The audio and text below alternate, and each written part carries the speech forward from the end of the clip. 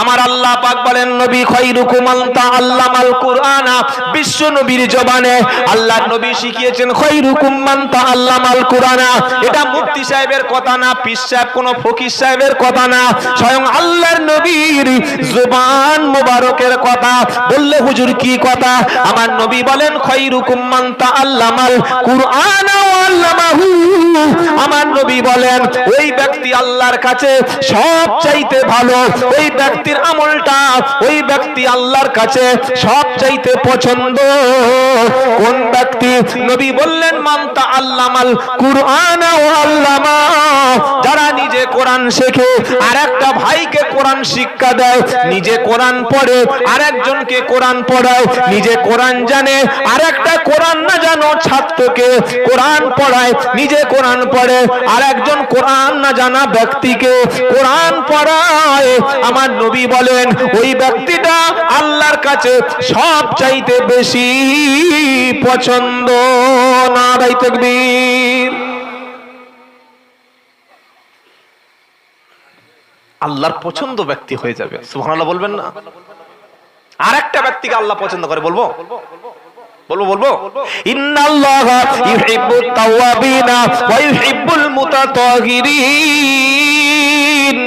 সুবহানাল্লাহ সুবহানাল্লাহ, কি সুন্দর আল্লাহ বলছেন ইন্নাল্লাহা, নিশ্চয়ই আল্লাহ ইউহিব্বুত তাওয়াবিনা, আল্লাহ ভালোবাসে, আল্লাহ অতি পছন্দ করে যারা তওবা করে গুনাহমাখা জীবন থেকে আল্লাহর দিকে ফিরে আসে, নামাজের দিকে ফিরে আসে, মদ ছেড়ে দেয়, জেনা ছেড়ে দেয়, নারী ছেড়ে দেয়, হারাম সম্পর্ক ছেড়ে, হারাম ব্যবসাটা ছেড়ে আল্লাহর দিকে, কোরআনের দিকে, দ্বীনের দিকে, ধর্মের দিকে, ইসলামের দিকে ফিরে আসে। এমন ফিরে আসা ব্যক্তিকে আমার আল্লাহ সবচাইতে বেশি পছন্দ করেন। জোরে বলুন না সুবহানাল্লাহ। আরেকটা ব্যক্তিকে আল্লাহ পছন্দ করে, বলবো বলবো না? কোন ব্যক্তি? ওয়া ইউহিব্বুল মুতাতাহিরিন, যারা পাক এবং পবিত্র, যারা পবিত্র ভালোবাসে, পেশাব করে পানি নেয়, ওযু না থাকলে ওযু করে, নাপাক হয়ে গেলে গোসল করে, শরীরে কোনোদিন আবর্জনা ময়লা রাখে না, সব সময় পাক সাফ থাকে, নাপাক থেকে নিজেকে বেঁচে থাকে, নাপাক কাজ থেকে নিজেকে বাঁচিয়ে রাখে, নাপাক কথা থেকে জবান হেফাজত করে, নাপাক কথা শোনা থেকে নিজের কানকে হেফাজত করে, নাপাক জিনিস দেখা থেকে নিজের চোখকে হেফাজত করে, নিজের শরীরটাকে পাক এবং পবিত্র রাখে, সময় মতো ওযু করে, সময় মতো গোসল করে, সময় মতো পাক হয়, সময় মতো পবিত্র হয়। এমন পাক এবং পবিত্র ব্যক্তিকে আমার আল্লাহ সবচাইতে বেশি ভালোবাসেন। নারে তাকবীর।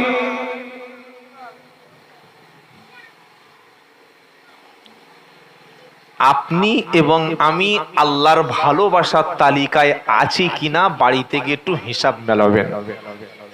আমি প্রথমে শুনিয়েছি বক্তার কাজ বলা আর শ্রোতার কাজ হলো বুঝে নেওয়া, শোনা নয়। কি করা বললাম? বুঝে নেওয়া। আল্লাহ তিন শ্রেণীর ব্যক্তিকে ভালোবাসে বলেছে, এক্ষুনি মনে আছে কি বাবা? এক নম্বর হলো যারা কোরআন শেখে এবং অপর ভাইকে বসে বসে কোরআন শেখায়। এই মজলিস এই রকম কোনো একটা কিছু পেয়ে গেলে সেখানে বসবেন, সেখানে কোরআন শিখে নেবেন, লজ্জা পাবেন না, ভয় করবেন না। তাহলে আল্লাহ রসুলের হাদিস অনুযায়ী আল্লাহ আপনার সবচাইতে বেশি ভালোবাসবে। দু নম্বর কি বলেছি?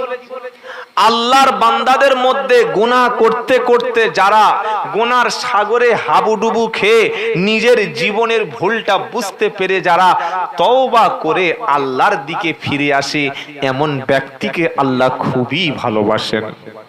জোরে বলেন সুবহানাল্লাহ। তিন নম্বর বলেছি কোন ব্যক্তি? যে ব্যক্তি পবিত্র, পরিচ্ছন্নতার সঙ্গে থাকবে।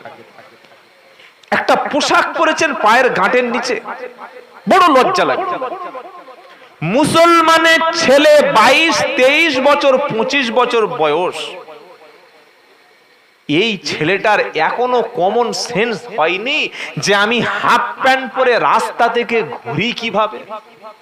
হ্যাঁ, দুটো পয়সা হয়েছে তাই, একটু ইংলিশ পড়তে পারো তাই, স্কুলের মাস্টার তাই, তুমি একটু ভালো সায়েন্সের খুব ভালো ছাত্র তাই তুমি হাফ প্যান্ট পরবে? আস্তাগফিরুল্লাহিল আযীম, আস্তাগফিরুল্লাহিল আযীম। এরকম ধেড়ে বাঁদর মার্কা বুড়ো ছেলে হাফ প্যান্ট পরা আর 18 বছর 20 বছরের মেয়ে বাপের সামনে বড় ভাইয়ের সামনে বুকে ওড়না না দিয়ে ঘোরা, এ দুটোই হলো খবিস। দুটোই কি? খড়িস, খবিস। খবিস বোঝেন? খবিস বোঝেন? খবিস মানে কি? আল্লাহর ওলি, তাই তো? খবিস মানে আরে বাপের সামনে 18 বছর 19 বছর মেয়ে বুকে ওড়না নাই, শুদ্ধ একটা গেঞ্জি পরে বাপের সামনে ঘুরছে, মুসলমান। লজ্জা লাগে না? এই মেয়ে, তোর লজ্জা লাগে না? তোর বাপ, তোর বড় ভাই সামনে ঘুরছে, চাচাতো ভাই সামনে আছে, ফুফুতো ভাই মামাতো ভাই তাদের সামনে বুকে ওড়না নাই, এরকম করে দাঁড়িয়ে আছে স্ট্যাচু হয়ে। কে বলবে? কোন বলবে এটাকে? বাপ তো বলে না।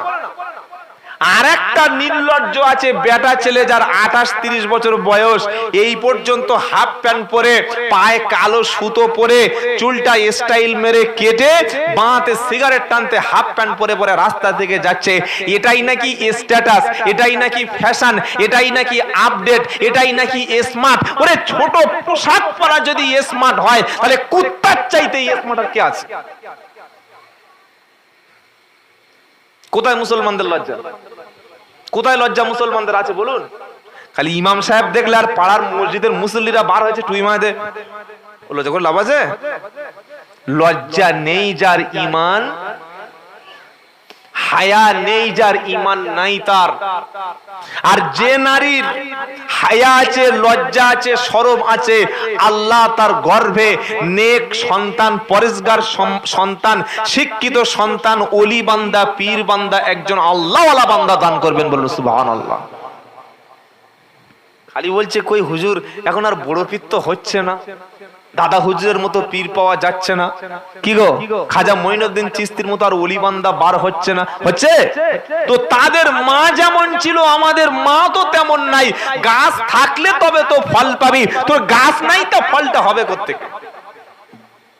নিজের বউকে পাঠাতে পাঠাতে রেশনে পাঠিয়েছে, আইসিডিএস এ পাঠিয়েছে, মিড ডে মিলে পাঠিয়েছে, স্কুলে ফর্ম ফিল আপ করতে পাঠিয়েছে, ছেলেকে ভর্তি করতে পাঠিয়েছে, ভাড়া ভাইয়ের বাড়িতে পাঠিয়েছে। পাঠাতে পাঠাতে তুমি সুদের অফিসার সাহের কাছে পাঠিয়ে দিয়েছো বউকে। কি পাঠায় না? মহিলা সমিতি বন্ধন নাম শোনেন নাই? হ্যাঁ না বলে না? এই কথাটা হুজুর বললে ওনারা রাখবেন? ওনারা তো রাখবেন না, আমি ওই জন্য বলি। কি পুরুষ মানুষের কাজ হলো ইনকাম করে বউয়ের মুখে খাবার তুলে দেওয়া, এটা পুরুষের দায়িত্ব। আর যদি বলি আমি হিঁসড়ে ওই টোল ট্যাক্সে থাকি, দাও 10 টাকা, তাহলে বউকে পাঠিয়ে দাও, সমস্যা নাই। নবী বললেন আদ-দায়ুসু লা ইয়াদখুলুল জান্নাহ, দায়ুস কখনো জান্নাতে যাবে না, দায়ুস কখনো জান্নাতে যাবে না, দায়ুস কখনো জান্নাতে যাবে না। তিনবার কেন বললাম? বিশ্বনবী মুহাম্মদ মুস্তাফা, সকলে বলুন সাল্লাল্লাহু আলাইহি ওয়াসাল্লাম, আল্লাহর নবী কোন গুরুত্বপূর্ণ কথা বলার সময় তিনি তিনবার উচ্চারণ করতেন, নারায়ে তাকবীর। ওই নবীজি বলছেন দায়ুস কখনো জান্নাতে যাবে না, দায়ুস কখনো জান্নাতে যাবে না। সাহাবারা প্রশ্ন করলেন হুজুর দায়ুস চিনবো কিভাবে? তার মুখটা কেমন, তার ড্রেসটা কেমন, দায়ুসের ইউনিফর্ম কেমন, দায়ুসের আইডেন্টিফাই করব কিভাবে? নবী বলছেন বলবো, সাহাবারা বলো। আমার নবী বললেন যে ব্যক্তি তার মেয়ে, তার স্ত্রী, তার মা, তার বোন, চারটে শুনছেন আপনারা, মুখস্থ করুন, মেয়ে, বোন, স্ত্রী, মা, এই চারজনকে বেহায়া, বেপরদা, নির্লজ্জ, বেশরম, অর্ধ উলঙ্গ ভাবে পরপুরুষের সঙ্গে মিশতে দেয়, পরপুরুষের কাছে ঘেঁষতে দেয়, পরপুরুষের কাছে বসতে দেয়, পরপুরুষের সঙ্গে গল্প করতে করতে দেয়। পরপুরুষের সঙ্গে এরা মিশলে যার মনের মধ্যে কোনো রকম কিছু কাজ হয় না, যার ফিলিংস কোনো অনুভূতি নাই, যে কোনো পরোয়া করে না, পরপুরুষের সামনে নিজের কন্যা, নিজের বোন, নিজের স্ত্রী, নিজের মা, এই 4 শ্রেণীর মহিলাকে যারা পাঠিয়ে দেয়, খবর নেয় না কোথায় গেছে, খবর নেয় না কোথায় বসছে, খবর নেয় না কোথায় গল্প করছে, এই হলো দায়ুস। এই দায়ুস কখনো জান্নাতে যাবে না।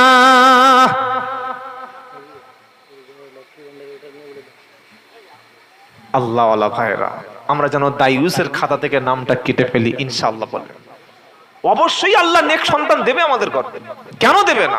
এই মা তো সেই মা, এই মায়ের পেট থেকে নবীরা হয়েছে, এই মায়ের পেট থেকে ওলিরা হয়েছে, এই মায়ের পেট থেকে পীরেরা হয়েছে। নারীর জাত কি সব আলাদা? একই তো জাতি, সব তো মা হাওয়ার জাতি, সব তো রসুলের স্ত্রী খাদিজার জাতি, সব তো রসুলের স্ত্রী আয়েশার জাতি, রসুলের স্ত্রী সওদার জাতি, হযরতে আসিয়ার জাতি, হযরতে আম্মাজান ফাতেমার জাতি। এরা পার্থক্য হলো কেন?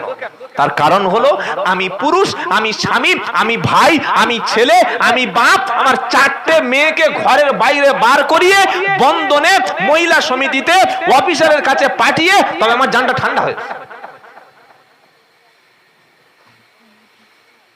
খুব কষ্ট হচ্ছে নাকি বাবা বলছি বলে? ভাবছে কিছু কিছু লোক যে গত বছর এই লোকটার এনে ঝামেলা হলো, ফের মালটার কে আনলো। কি বুঝলেন? নামাজ কম পড়েছেন, রোজা কম করেছেন, আল্লাহর কাছে আপনি কিন্তু জাহান্নামী হতে বা পাপী হয়তো না, আল্লাহ ক্ষমা করতে পারে। কি বাবা করতে পারে না? কিন্তু দায়ুস যদি একবার নামটা দায়ুসের লিস্টে চলে আসে আর তার জান্নাতের রাস্তা নাই। তবে যদি তওবা করে আজ থেকে ছেড়ে দেয় ইনশাআল্লাহ আল্লাহ ফিরে দেবে, ক্ষমা করবে। বলুন সুবহানাল্লাহ। আপনার বাড়ির বউটা রাস্তায় বাজার করছে, আপনার বাড়ির মেয়েটা বন্ধন মহিলা সমিতিতে এসে নাম লিখিয়ে সেখানে টাকা নিচ্ছে, মাসে মাসে অফিসারের কাছে বসে হিসাবটা মিটিয়ে দিচ্ছে, আর আপনি সহ্য করছেন দেখে? হ্যাঁ, ছি ছি ছি ছি। আপনার মেয়ে উচ্চ স্কুলে পড়াবেন, খুব পয়সাওয়ালা স্কুলে, ভালো ভালো স্কুলে পড়াবেন, কিন্তু মেয়েটা যাবে, আপনি নিয়ে যাবেন, আপনি দিয়ে আসবেন। আপনি একটা পরপুরুষ ছেলের কাছে বলছেন, এই তুই কোন ক্লাসে পড়িস? বললে ক্লাস 10। আমার মেয়ে ওই বিউটি, ও তো ক্লাস 10-এ পড়ে। তোর কোনো বাইক আছে? বললে হ্যাঁ কাকু আছে। বললে আমার মেয়েটাকে একটু সঙ্গে করে নিয়ে যেত। এটা কি করলেন আপনি? আপনি কি করলেন? আপনার মেয়ে কলেজে যাচ্ছে, টিউশনে যাচ্ছে, বাড়ি ফিরছে কিনা, কার সঙ্গে সম্পর্ক রেখেছে, কার সঙ্গে তার রিলেশন আছে, তার ফোনটা আপনি হাতে দিয়ে ছেড়ে রেখেছেন। রাত 8টায় টিউশনি শেষ হচ্ছে, বাড়ি ফিরছে 10টার সময়। আপনি মসজিদে আল্লাহ আল্লাহ আল্লাহ নবী নবী জিকির করছেন, রসুলের দিদার হবে। রসুলের দিদার হবে না, শয়তানের সঙ্গে আপনি দিদার হয়ে জাহান্নামে যাবেন। আপনার মেয়ে কি করছে, ছেলে কি করছে ভাববেন না? সেজন্য দায়ুসের খাতা থেকে আল্লাহ যেন নামটা কাটার তৌফিক দেয়। সকলে বলুন আমিন। একটু বলতে মুখটা খুলুন, একটু জবানটা বাড়িতে খুলুন। আজকের শাসন জিনিসটা কি মানুষ ছেড়ে দিয়েছে। ইমাম সাহেব অনেক আগে মুখ বন্ধ করে নিয়েছে। আগে স্কুল মাস্টার চাপড়ে ছড়িয়ে দিয়ে পাছা লাল করে দিত, স্কুল মাস্টার মারার কোনো অধিকার নাই। আগে বক্তা মানুষের বলতো, এখন বক্তাকে বলতেই দেওয়া না, বললেই হুজুর সব কথা বলবেন না। কি বলবে হুজুর? বলবেটা কি? না নামাজ রোজা এইসব একটু বলো, এইসব আপনি তো আমার গলা টিপে রেখেছেন, বলতে দিচ্ছেন না, তাই আমরা বলতে পারছি না। তবে আমি তো সেই লোক নই যে আমাকে মানা করলে আমি সেটা বেশি করে বলি, আর আমাকে মানা যেটা করে সেটা বেশি করে বলি। কেশপুর বলে একটা জায়গা আছে, আমি সব জায়গায় বলি। পশ্চিম মেদিনীপুর কেশপুর জানেন না? জানেন কি জানেন না? ওখানে গিয়ে দেখি একটা পীর সাহেব ছিল, তার নাম লাড্ডু পীর। ওই লাড্ডু পীরের আড়তে নারীরা, বোনেরা, মায়েরা, সেখানকার লোকেরা বলল, হুজুর এখানে পীর আছে, লাড্ডু পীর, আপনি বলবেন না। আমি বললাম কেন? হাক্কানি পীর তো কোনোদিন নারীর নিয়ে পাটে পায় না। হাক্কানি পীর কোনোদিন নারীদের একসঙ্গে বসিয়ে তো বেপর্দার সঙ্গে মুরিদ বানায় না। যারা খাঁটি আল্লাহর ওলি তারা কখনো নারীর মুখের দিকে ফিরে তাকায় না। যারা খাঁটি অরিজিনাল পীর তাদের মাজারের কাছে, তাদের দরবারে কোনোদিন উলঙ্গ নারী পাওয়া যায় না। আর আপনার পীরের বৈশিষ্ট্য বৈশিষ্ট্যটা বলুন।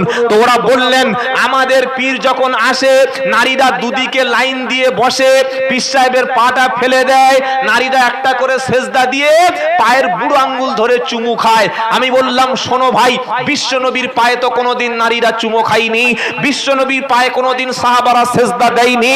আল্লাহ রাসূলের পরে সবচাইতে উম্মতের বড় ওলি আবু বকর সিদ্দিক, ওমর ফারুক, এদের পায়ের উপরে, এদের কদমের উপরে কেউ সেজদা দেয়নি, কেউ কোনো নারী চুমু খায়নি। তার চাইতে তোমার পীর সাহেবটা বড় পীর, কেন তোমার পীরের দরবারে নারী সেজদা করবে? এটা বললাম, ভয়ঙ্কর ঝামেলা হয়ে গেল। তাহলে কি চুপ করে যাব? বলবো না, বলবো না। আপনি পীর মুরিদ করুন না, আর আলেমদের ভালোবাসুন না, ওলিদের কাছে যান না, তাহলে নারীটাকে নিয়ে পীরের কাছে ছেড়ে দেবে? আস্তাগফিরুল্লাহিল আযীম, আস্তাগফিরুল্লাহিল আযীম। সকলে নিয়ত করুন, আপনার কন্যা, আপনার বোন, আপনার স্ত্রী, আপনার মাকে বেপর্দা করবেন না, বলুন ইনশাআল্লাহ। এটা অনেক মূল্যবান সম্পদ, অনেক মূল্যবান সম্পদ। আল্লাহ হেফাজত করার তৌফিক দান করুন, আল্লাহুম্মা আমিন বলেন। শোনাচ্ছিলাম নবী সবচাইতে বেশি ভালোবাসতেন হযরতে ফাতেমা রাদিয়াল্লাহু তাআলা আনহা। একদিন নবী ডেকেছে, ফাতেমা তুমি আমার কাছে এসো মা। সামনে বসিয়ে নিল ফাতেমা, বাম দিকে বসিয়ে নিল আল্লাহর নবীর সবচাইতে আদরের জামাই, নাম হলো হযরতে আলী রাদিয়াল্লাহু আনহু। জোরে বলুন না সুবহানাল্লাহ। আরো দুটো নাতি, একজন হলো ইমাম হাসান আর একজন হলো ইমাম হুসাইন। এই দুটো নাতি জান্নাতি নাতি, শুধু জান্নাতি না, এই দুটো নাতি হলো জান্নাতের যুবকদের সর্দার। নারায়ে তাকবীর। কজন হলো? জোরে বলেন। নবী ডেকে নিলেন ফাতেমা, 2 নম্বর ডাক দিলেন, 2 ইমাম হাসান এবং হুসাইন 2 ইমাম, আর 3 নম্বর হলো হযরতে আলী, 4 নম্বর ফাতেমা। 4 জন জান্নাতি ব্যক্তিকে আল্লাহর নবী সামনে ডেকে নিয়ে বসালো। নবী ডেকে নিয়ে বসে বলল, আলী, ইন্না লিল্লাহি ওয়া ইন্না ইলাইহি রাজিউন। ভিতরে ভিতরে বসতে হলো বাবা, লাগেনি তো? আল্লাহু আকবার। আই বস বস।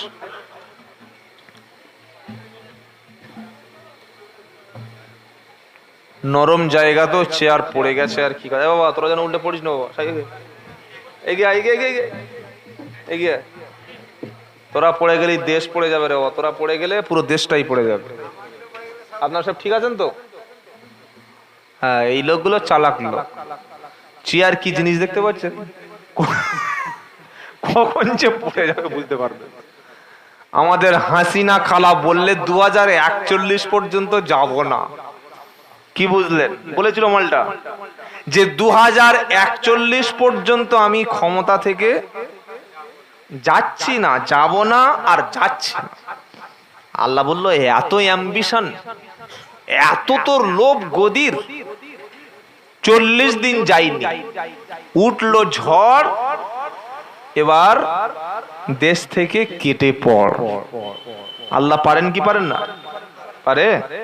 তো যাদের মনে করছেন অনেক ক্ষমতা, পার্লামেন্ট, তাদের সাংসদ বেশি, আইন পাস করছেন না ভাই, আল্লাহর আযাবের কাছে, আল্লাহর মারের কাছে 1 সেকেন্ড দাঁড়াতে পারবেন না। তার নাম হলো আল্লাহ। সেজন্য আমাদের সকলকে ফিরে আসতে হবে, সকলকে এক হতে হবে, ভেদাভেদ করবেন না। ছোট্ট ছোট্ট বিষয় নিয়ে তবলিগ, ফুরফুর, আজান গেছে, কি সব মারামারি, মুসলমান কিলাকিলি মারামারি, মসজিদে মারামারি চলছে, মসজিদে মারামারি চলছে, তো সাধারণ লোক কোথায় যাবে?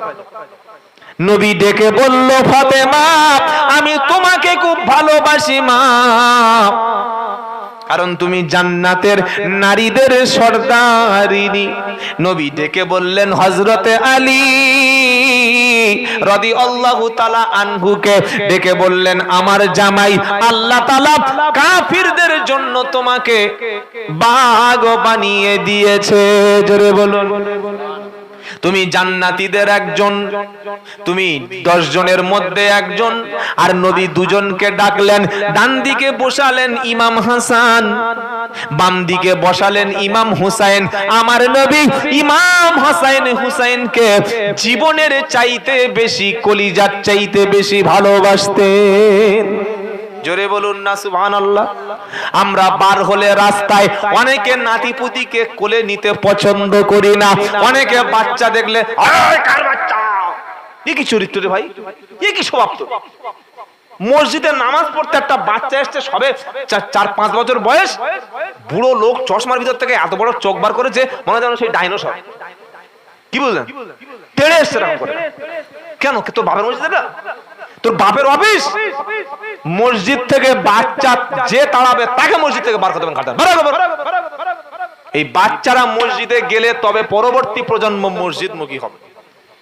কিছু বদমাশ লোক আছে দেখবেন মসজিদে বাচ্চা সহ্য করতে পারে। কেন বললে বাচ্চারা চিল্লাচ্ছে। আরে ভাই, ওরা চিল্লাবে, ওরা ডিস্টার্ব করবে, ওরা বদমাইশি করবে, আস্তে আস্তে ওরা তো মসজিদমুখী হবে।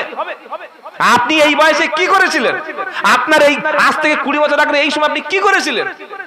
আপনার ছেলেটা যদি মসজিদে না আসে, আপনার বাড়ির বাচ্চাটা যদি মসজিদে না আসে, এরা তো একসময় ক্লাবে চলে যাবে, একসময় গানের অনুষ্ঠানে চলে যাবে, একসময় মদখোর হবে, একসময় বাঁশ বাগানে বসে গাঁজা দুবেলা টেনে খাবে। তখন হাত ধরলে মসজিদে আসবে? আরে বলছেন না কেন? খবরদার, বাচ্চাদেরকে মসজিদ থেকে যেন তাড়াবেন না, এটা মাথায় থাকে। আল্লাহর নবী ইমাম হাসান ইমাম হোসেনকে তিনি ঘাড়ের উপর বসিয়ে নিয়ে রাস্তায় চলতেন। নবী আসরের নামাজ পড়তে গেছেন, সেজদায় চলে গেছে ইমাম হুসাইন রাদিয়াল্লাহু তাআলা আনহু, নবীর কাঁধে তখন চেপে বসেছে। নবী সেজদায় গিয়ে আমরা 3 বার বলি সুবহানা রাব্বিয়াল, বলেন আলা আলা আলা, তো সুবহানা রাব্বিয়াল, হ্যাঁ কত বলেন, সুবহানা রাব্বিয়াল আ'লা, সুবহানা রাব্বিয়াল আ'লা। আর রুকুতে গিয়ে সুবহানা রাব্বিয়াল আযীম। এই আযীম আর আ'লা, আযীম আ'লা, এটা জানার জন্য, এটা বলার জন্য আলেম ছাড়া, ইমাম ছাড়া, কোরআনওয়ালা ছাড়া কখনো শিখতে পারবেন না। চায়ের দোকানে আড্ডায় বসে ভণ্ডামি করলে বিনা হিসাবে জাহান্নামী। কথা মনে থাকবে। এজন্য আলেম লাগে, ওলামা লাগে, ওস্তাদ লাগে, কোরআনওয়ালা ব্যক্তি লাগে। আমার নবী সিজদায় গিয়ে 3 বার সুবহানা রাব্বিয়াল আ'লা বলার পরে আবার বেশি বলে যাচ্ছেন। অনেকক্ষণ দেরি হয়ে গেল, নবী সিজদা থেকে ওঠা বিলম্ব করলেন। সালাম ফিরানোর পরে সাহাবারা বললেন, আল্লাহর নবী আপনি এর আগে কোনোদিন এত দেরি করেন নাই, এখন কেন দেরি হলো? আমার নবী বললেন, সাহাবারা আমি যখন সিজদায় গেলাম, আমার কলিজার টুকরা নাতি ইমাম হুসাইন আমার কাঁধে চেপে বসেছে। আল্লাহ, আমি সিজদায় চলে গেছি, আমি যদি উঠে বসি আমার নাতি পড়ে গিয়ে আঘাত প্রাপ্ত হবে, ছোট্ট বাচ্চার কষ্ট হবে, সেজন্য নাতি ওঠা পর্যন্ত অপেক্ষা করলাম। কি গো বাবাজিরা, নাতিকে ভালোবাসেন তো? ছেলের নাতিকে কাঁধে নিয়ে নাতি রে, দাদু রে, ভাই রে, আর মেয়ের নাতিকে বেরো, পালিয়ে যা। দুজনের জন্য দুরকম চরিত্র কেন? ছেলের নাতিকে কিনে দিচ্ছে ভালো ভালো চকলেট, মেয়ের নাতিকে চোখ বার করে মেরে যাচ্ছে। কি অবস্থা রে? দুরকম চরিত্র। বাচ্চাদের ভালোবাসবেন, বিশ্বনবী বাচ্চাদের খুব ভালোবাসতেন। সুবহানাল্লাহ। বাচ্চারা জান্নাতের ফুল। যার কোলে বাচ্চা নাই সে জানে কত বড় জিনিস থেকে সে মাহরুম হয়ে আছে, বঞ্চিত হয়ে আছে। বিশাল বড় বড় অট্টালিকা, বিশাল বড় বড় বিল্ডিং, টাকা পয়সা সম্পদের অভাব নাই, কিন্তু বাড়িতে একটা সন্তান নাই। সে কাঁদে, দোয়া করে। ত্রিপুরা রাজ্যে আমি 2021 সালে গিয়েছিলাম। আল্লাহর রহমতে প্রতি বছর 10-12 বার করে যাওয়া হয়। তো একটা বাড়িতে বিশাল পয়সা টাকা, একটু চা খেতে দিলেন, দিয়ে হাত ধরে কাঁদছে, আর লোকটা বলছে, হুজুর দোয়া করো। ভাই কিসের দোয়া? আপনার তো মনে হয় কোনো অভাব নাই। বললে হুজুর টাকা আছে, পয়সা আছে, বিবি আছে, বাবা আছে, মা আছে, সবকিছু আছে, কিন্তু আমি যাকে নিয়ে আনন্দ করব, যে আমার হাসি ফোটাবে, বাড়িতে আসলে আব্বা বলে ছুটে যাবে, বাড়িতে খাবার আনলে যে আগে আমার ব্যাগটা হাত থেকে কোন খাবার এনেছো দেখবে, ঈদের দিনে যে ভালো দাড়ি ধরে আমার জামাটা ধরে জামা কাপড় কিনে দেওয়ার জন্য আমার কাছে ডিমান্ড করবে, সেই বাচ্চাটাই তো আমার নাই। কি গো বাবা, যেটা যার বাচ্চা নাই সে বড় নেয়ামত থেকে বঞ্চিত হয়ে গেছে। তাই কবি কি বলছে? তুমি কাউরে দিলে 10টি সন্তান, একটি টাকা নাই, আবার তুমি কাউরে দিলে কোটি টাকা, একটি সন্তান নাই। তুমি কাউরে দিলে 10টি সন্তান, একটি টাকা নাই, আবার কাউরে দিলে কোটি টাকা, একটি সন্তান নাই। এ কেমন খেলা খেলাও মালিক, এ সবই তোমার খেলা। সকাল বেলা ধনী রে তুই, ফকির সন্ধ্যা বেলা, সকাল বেলা ধনী রে তুই, ফকির সন্ধ্যা বেলা। নবী ইমাম হাসান এবং হুসাইনকে ডেকে বলছে, নাতি তোমরা আমার নাতি হতে পারো, ফাতেমা তুমি আমার রক্তের সম্পর্ক মা, আমার মেয়ে হতে পারো। হযরতে আলীকে ডেকে বলছে, আলী তুমি আমার জামাই হতে পারো, কিন্তু আল্লাহ যেদিন বিচার করবে ওই আমল অনুযায়ী ফয়সালা করবে। নবীর মেয়ে জান্নাতি, ওসব সিন চলবে না। নবীর জামাই জান্নাতি, এই সম্পর্ক কাজ হবে না। নবীর নাতি জান্নাতি, এসব কোনো কথা শুনবে না। আমল যার ভালো তার জন্য নাজাতের রাস্তা পাওয়া গেল, আর আমল যার খারাপ তাকে কোনো উপকারও আসবে না। বললে হুজুর এসব কথা কে বলেছে? তো কোরআন শোনাচ্ছে, ওয়াত্তাকু ইয়াউমাল্লা তাজজি নাফসুন আন নাফসিন শাইয়্যাও ওয়ালা ইকবালু মিনহা শাফাআতু ওয়ালা ইউখাযু মিনহা আদলু ওয়ালা হুম ইনসারুন। প্রথম পারা সূরা বাকারার 48 নম্বর আয়াতে আমার আল্লাহ বলছেন, ওই কিয়ামতের দিন ভয় করো যে কেউ কারোর কোনো বিনিময় দেবে না। কোন হুজুর, কোন ইমাম, কোন মুফতি, কোন কেউ তোমার পক্ষে সেদিন কাজ করবে না। কারো সুপারিশ আমি আল্লাহ গ্রহণ করব না। তুমি জাহান্নামে গাড্ডায় পড়েছো, কিছু দিয়ে তোমাকে জামিন করিয়ে নেবে এমন ক্ষমতা সেদিন থাকবে না। আর আমি আল্লাহ যখন কথা বলতে দেব না, আমার হুকুম ছাড়া সেদিন কেউ আগিয়ে আসবে না। তাই আমল রেডি করব ইনশাআল্লাহ। বলেন, ফাতেমাকে নবী ডেকে বলছে নিজের আমল ঠিক করো, নবীর বেটি হিসাবে তুমি মুক্তি পাবে না। আজ কোন মৌলবীর ভরসা আপনি নামাজ ছেড়ে বাড়িতে আছে? বসুন, বলুন। হযরতে আলীকে ডেকে বলছে, জামাই তুমি জান্নাতি, তুমি জান্নাতি বেশক, কিন্তু নবীর জামাই হিসাবে জান্নাতি না। আমল ঠিক করো তবে জান্নাতে যাবে। বাড়িতে 40-এর দিন মিলাদ দিয়ে মাথায় পাকড়ি জড়িয়ে কেঁদে আর মনে করছে সব পেয়ে গেছি। কি হবে নিজেকে ভাবুন। লোকের সমালোচনা করতে যাবেন না। আমরা মুসলমানরা সবচাইতে বেশি লোকের সমালোচনা করি। এক জায়গায় বসলে হালিম কি করছে, পটলের বউ কি করছে, কি গো বাবলুর মেয়ে কি করছে, হ্যাঁ জয়নালের জামাই কেমন, এই করতে করতে সময় শেষ। নিজের আমলের হিসাব নাই, কি জবাব দেবেন কিয়ামতে? সমালোচনা বন্ধ করবো ইনশাআল্লাহ, ইনশাআল্লাহ। বলে যেটা শোনাচ্ছিলাম, আল্লাহ চাইছেন বান্দা মুসলমান হয়ে কবরে আসুক। ইয়া আইয়ুহাল্লাযীনা আমানুত্তাকুল্লাহা হাক্কা তুকাতিহি ওয়া লা তামুতুন্না ইল্লা ওয়া আনতুম মুসলিমুন। ও বিশ্বাসী ইমানদারেরা, আমি আল্লাহ, আমাকে ভয় করো। আল্লাহর ভয় যার দিলের মধ্যে থাকবে সে ব্যক্তি কখনো ওজনে কম দেবে না। আল্লাহর ভয় দিলের মধ্যে থাকলে বান্দা কখনো দাঁড়িয়ে দাঁড়িয়ে পেশাব জোরে বলুন। আল্লাহর ভয় দিলের মধ্যে থাকলে বান্দার গলা কেটে নেবে, তারপরে জীবনে মিথ্যা বলবে না। কারণ মিথ্যাবাদী ব্যক্তি কখনো মুসলমানের দলে পড়ে না। আল্লাহর ভয় দিলে থাকলে কখনো মুসলমান হারাম খাবার খাবে না। কারণ হারাম খাবার খেয়ে নামাজ পড়লে ও নামাজ কবুল হবে না।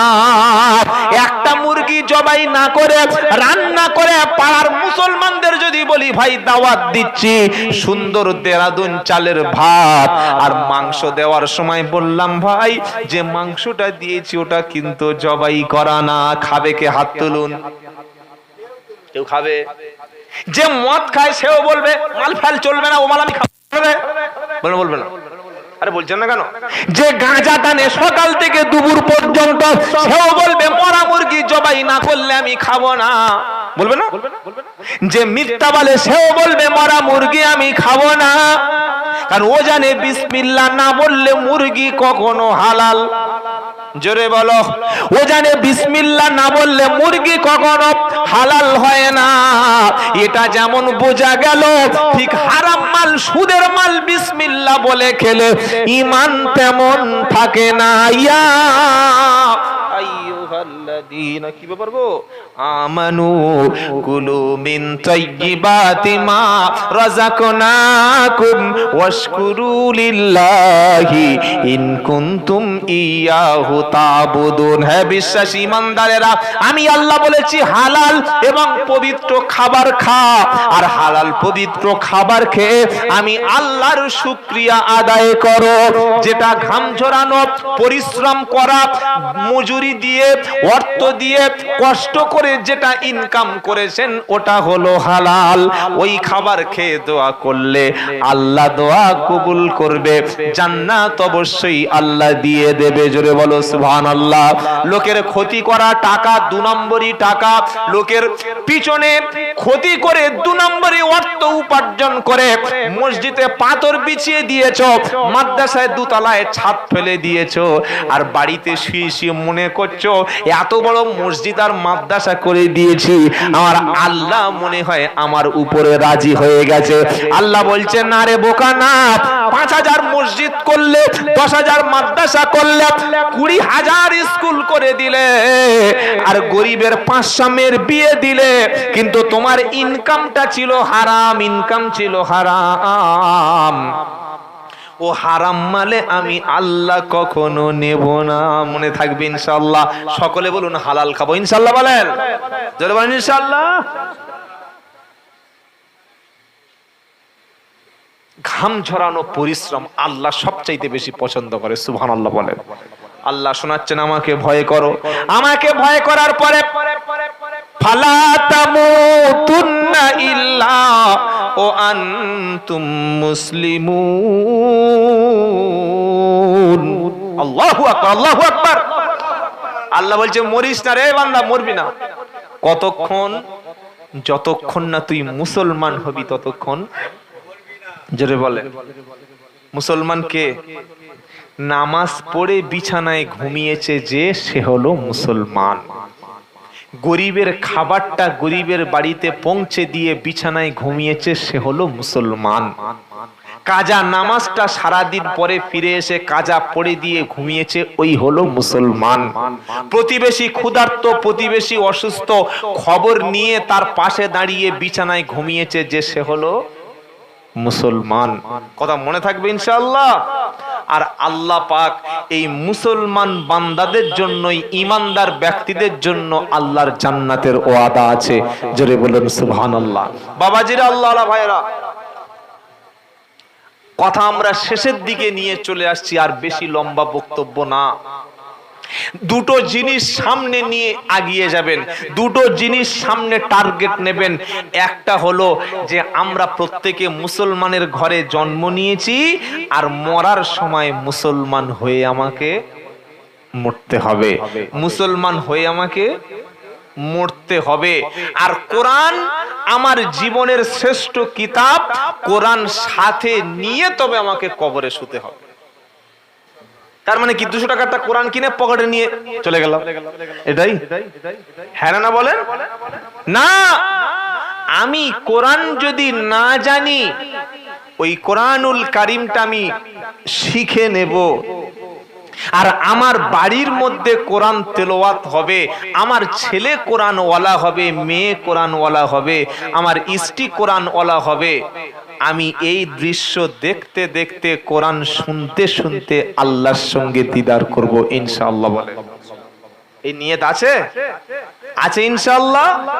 আজ তামাম ভারতবর্ষের মসজিদগুলি, মাদ্রাসাগুলি, ঈদগাহগুলি, কবরস্থানগুলি আমি একটু আগে শুনিয়েছি, দখল করার যে আইন পাশ হয়ে গেছে, এই আইন তারা এমনি এমনি পাশ করেনি। এটা আল্লাহর গজব, আল্লাহর জিল্লাতি আমাদের কপালে এসে পড়েছে। আমরা মুসলমান আল্লাহর কোরআনকে ভুলে গেছি। 100-র মধ্যে 90টা মুসলমানের বাড়িতে এখন যদি গিয়ে বলেন, চাচি তোমার কোরআনটা একটু দাও, আমি একটু পড়বো, ওই কোরআনটা হাতে দিলে পড়ার মতো উপায় থাকবে না। ওতে এত ধুলো, এত ময়লা, এত মাকড়সা, এত টিকটিকি, এত ছাড় পোকা, এত উই পোকা, এত প্রাণী ওতে বাসা বেঁধেছে, হাতে নিয়ে 10 মিনিট ঝাড়তে হবে, তবে কোরআনটা পড়া যাবে।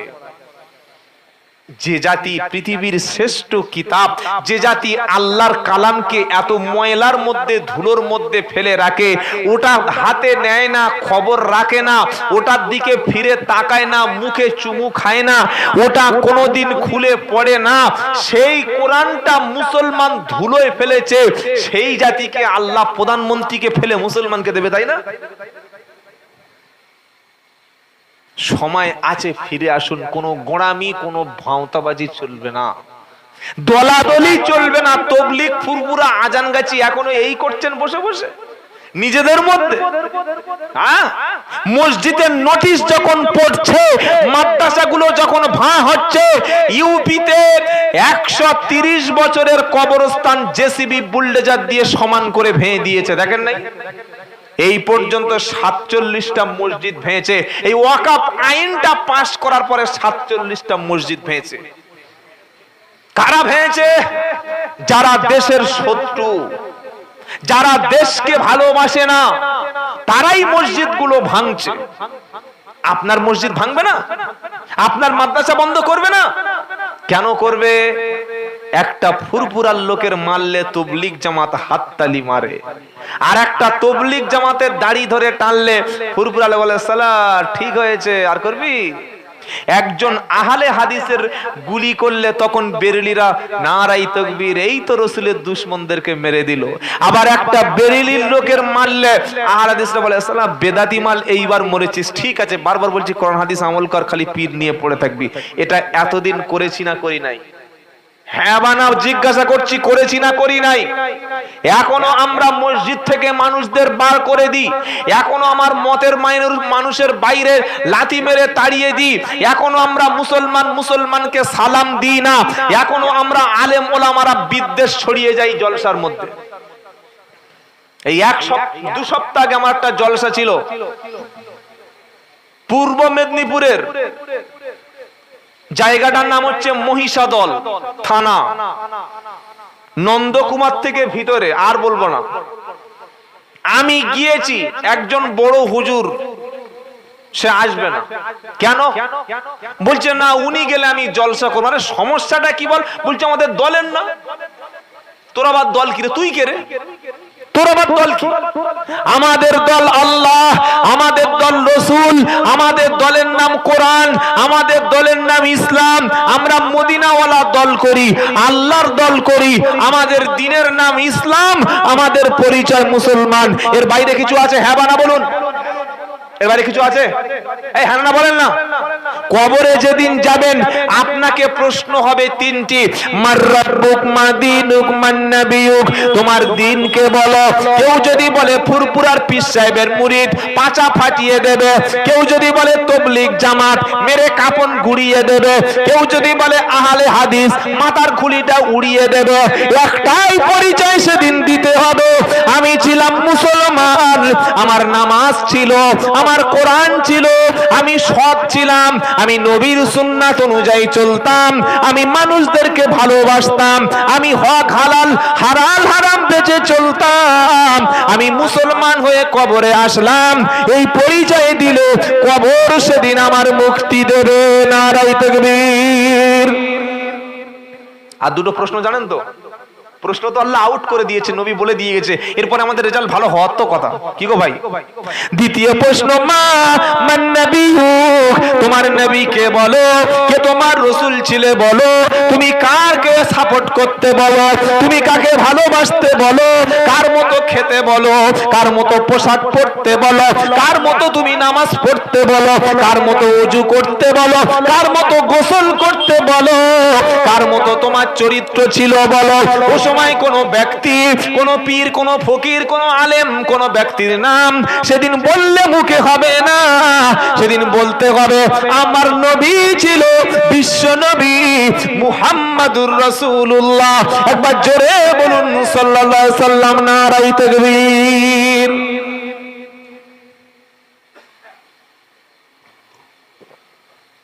ফেরেশতারা বলবে দুটো পেয়ে গেছি, আর একটাই বাকি আছে।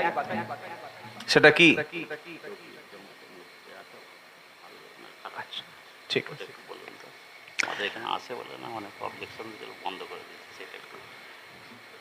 তিন নম্বর হলো মার রব্বুক মা দীনুকুম মান নবিয়ুক। প্রশ্ন আরেকটা আছে, সেটা তোমার রবকে বলো। কি বলবে? চলে বলেন, তোমার রবকে বলো। সকলে বলেন আমাদের রবকে।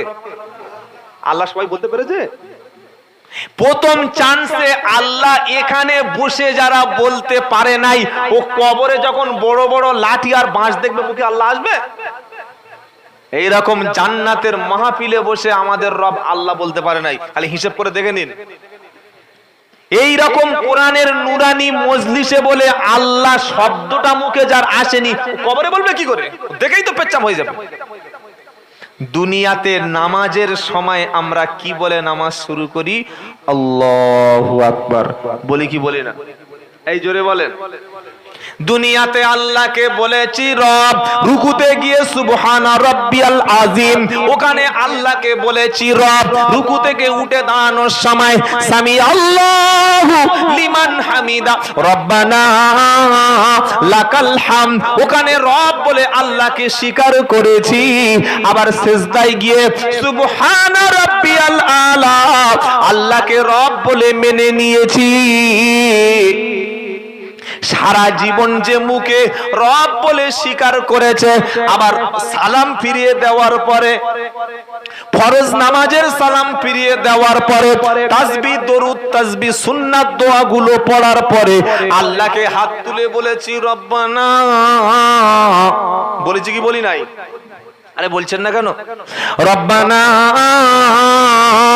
যালামনা আনফুসানা ওয়া ইল্লাম তাগফির লানা ওয়া তারহামনা লানাকুনান্না মিনাল খাসিরিন। রব বলে স্বীকার করেছি।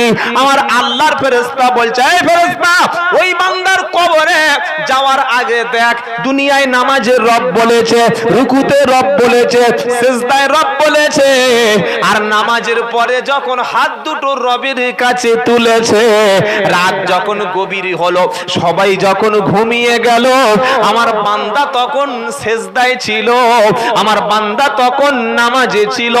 ওখানে রব্বানা আতিনা ফিদ দুনিয়া হাসানাতাও ওয়া ফিল আখিরাতি হাসানাতাও ওয়া কিনা আযাবান নার, এটা বলেছে যারা, প্রকৃত রব দুনিয়াতে চিনে এসেছে যারা, তাদের আর হিসাব হবে? জোরে বলেন। তারা সকলে আমার জান্নাতি। জোরে বলুন সুবহানাল্লাহ। তুমি দুনিয়াতে রব বলতে পারো নাই, মিলাদে বসে সুবহানাল্লাহ তোমার মুখে আসে না, সারা জীবন সংসার করছে, বউকে এখনো বউকে জীবনে আসসালামু আলাইকুম বিবি বলতে পারে নাই, ওনা কি নবী সুপারিশ পাবে? এই বাবাজিরা, আজ থেকে বাড়িতে ফিরে গিয়ে প্রথম বিবির সঙ্গে সাক্ষাৎ হলে রুমে ঢোকার আগে বাচ্চাকে বিবিকে আসসালামু আলাইকুম বলবেন, ইনশাআল্লাহ বলেন। খাওয়ার সময় তো আমি কাঁটা চামচে খাই, ডাইনিং টেবিলে হেলান দিয়ে পায়ের উপরে পা দিয়ে বসে খাই, হাত ধোয়ার কথা মনে নাই, বিসমিল্লাহ বলার কথা মনে নাই, খাওয়ার শেষে আলহামদুলিল্লাহ মনে নাই, খাওয়ার শেষে টিস্যু পেপারে মুছে নিয়ে চলে যাই। আমি মুসলমানের মতো খাই না নবীর মতো খাই? ভাবুন বসে বসে যে মুসলমান হয়ে মরতে পারবো তো? যেভাবে খাবার খাচ্ছি নবীর তরিকায় খাবারটা পড়ে তো? গোসল করতে যাচ্ছে সাবান নিয়ে শ্যাম্পু নিয়ে, 30 বছর গোসল করছে, এখনো ফরজটুকু জানেন। কি বলবেন আপনি? এই মুসলমানকে কি কোরআন শোনাবেন? 30 বছর গোসল করছে, 4 ছেলের বাপ হয়ে 2 দিন পরে বেআইবিন হয়ে যাবে। ইমাম সাহেব বলছে কার কার গোসলের ফরজ আছে জানো? ও তখন মাথা নিচু করে বসে আছে। বলছে কে কে বলতে পারবে বলো? বললে হুজুর আমি পারবো। বলছে কটা? বললে 4টে। ঠিক বলেছে তাই তো নাকি? গোসলের ফরজ 4টে তো? কথা বলে না? গোসলের ফরজ হ্যাং হয়ে গেছে, জানে বললেও বিপদ, না বললেও বিপদ। যে জাতি গোসলের ফরজটুকু শিখে নেয় নাই, সেই জাতি ইসলাম সম্পর্কে কতটুকু জানে, এটা আমাদেরকে ভাবার সময় এসেছে। তাই গোঁড়ামি করবেন না, মারামারি করবেন না। যারা কোরআন শিখাচ্ছে, দিন শিখাচ্ছে, ইসলাম শিখাচ্ছে, পায়ে ধরে বসে গিয়ে শিখে নিন। এটা আপনার জন্য ফরজ ছিল। আপনি শিখতে পারেননি, আপনি কোরআনের কাছে বসেননি, আলেমকে বসতে দেননি, কোরআনের মজলিসে বসেননি, আপনি তো কপাল পড়া জাতি। হযরতে বেলাল 1 থেকে 1,500 কিলোমিটার দূরে গিয়ে বিবি বাচ্চা বাপ মা সবকে ছেড়ে নবীর মসজিদে গিয়ে নবীর হাতে হাত দিয়ে কোরআন পড়েছিল। হযরতে আবু হুরায়রা মাসের পর মাস খাওয়া নাই, মসজিদে নববীতে পেটে পাথর বেঁধে বসে কোরআন পড়ে নিয়েছিল। আর তোমার বাড়ির পাশে মসজিদ, তুমি বসে ইমাম সাহেবের কাছে কোরআন শিখতে পারছো না। তোমার কপালে আর কত নিচে নামলে তবে তুমি শুদ্ধে যাবে বলো? কোরআন শিখবো, এই শিখবো বাবা ইনশাআল্লাহ। এটা ছাড়া আল্লাহর কসম করে বলছি, কোরআন ছাড়া বাঁচার কোনো রাস্তা নাই। এই কোরআন ছাড়া, নামাজ ছাড়া তোমার মুক্তির কোনো দিশা নাই। তুমি মনে করছো তৃণমূল বাঁচাবে, তুমি মনে করছো আমাকে বামেরা বাঁচিয়ে নেবে, তুমি মনে করছো আরেকটা কংগ্রেস বাঁচিয়ে নেবে, তুমি মনে করছো আরেকটা নেতা আমাকে বাঁচিয়ে নেবে। প্রত্যেকটা নেতা সেলফিশ, তারা নিজের পকেটের জন্য, নিজের রাজনীতির জন্য ভাবে। তোমার জন্য কেউ ভাবে না, তোমার জাতকে নিয়ে ভাবে না। তুমি তাদের কাছে লাঠি মাত্র, তুমি তাদের কাছে তেজপাতা মাত্র। তেজপাতা রান্নার পরে যেমন ফেলে দেওয়া হয়, তোমাকে ভোটের পরে লাঠি মেরে তাড়িয়ে দিচ্ছে, 5 বছর তোমার খবর নিচ্ছে না। এরপরে তুমি পার্টি অফিসে ভিড় করছো, মসজিদে ভিড় করতে পারছো না। তাই আর বেশি বক্তব্য করব না, অনেক কষ্ট দিয়ে ফেলেছি আপনাদের। তওবা করুন, খালেস নিয়তে তওবা করুন। সকলে নামাজ ধরবো ইনশাআল্লাহ, নামাজ ধরবো বাবা ইনশাআল্লাহ। বলুন না 5 ওয়াক্ত নামাজ পড়বেন ইনশাআল্লাহ। ফিরে আসুন, আল্লাহর কসম করে বলছি, যে কোনো সময় মালাকুল মউত চলে আসবে। কি মুখ নিয়ে আল্লাহর কাছে দাঁড়াবেন? আল্লাহর সামনে কি নিয়ে হাজির হবেন? আল্লাহ বলবে বান্দা তোর কি দিইনি বল? তোর সুন্দর বিবি দিয়েছি, তোর ব্যবসাটা আমি করে দিয়েছি, তোর সুন্দর একটা বাড়ি দিয়েছিলাম, তুই বাঁচার জন্য সুন্দর একটা ব্যবসা, তুই কি খাবি, কোথায় ঘুমাবি, আমি আল্লাহ সব বন্দোবস্ত করে দিয়েছি। আমি তোর কাছে কিচ্ছু চাইনি, শুধু চেয়েছিলাম মসজিদে এসে নামাজটা পড়, সেজদাটা দিয়ে যা। এইটুকু আমার জন্য করতে পারলি না, তুই কি নিয়ে আমার কাছে এসেছিস বল? আপনি কার জন্য কামড়াকামড়ি, কার জন্য মারপিট করছেন, কার জন্য ইনকাম করছেন? এরা সব তো আপনার শত্রু। এরা কাঁদবে না, বিবি কাঁদবে 2 দিন 3 দিন, বাচ্চা কাঁদবে 3 দিন 4 দিন, বাপ মা কাঁদবে 1 সপ্তাহ, ভাই বোন কাঁদবে 1 দিন 2 দিন, বন্ধু বান্ধব মাটি দিয়ে যাওয়ার সময় বলবে বিড়ি দে, বিড়ি দে। মাটি দিয়ে কবর থেকে উঠে বলছে, কি বলছে বলো? ভেবেছেন? ভাবুন। আল্লাহ আমাদের ভাবার তৌফিক দান করুন। সকলে বলুন আল্লাহুম্মা আমিন। সকলে বলুন আল্লাহুম্মা আমিন। তবলিগ, ফুরফুরা, আজান গাছি এগুলো ভেদাভেদ করবেন না। কোরআন শিখুন, 5 ওয়াক্ত নামাজ পড়ুন, দিনের উপরে চলুন, ইসলামের উপরে চলুন, আলেম ওলামাদের মহব্বত করুন, জীবন পাল্টে যাবে। দরুদ শরীফ আল্লাহুম্মা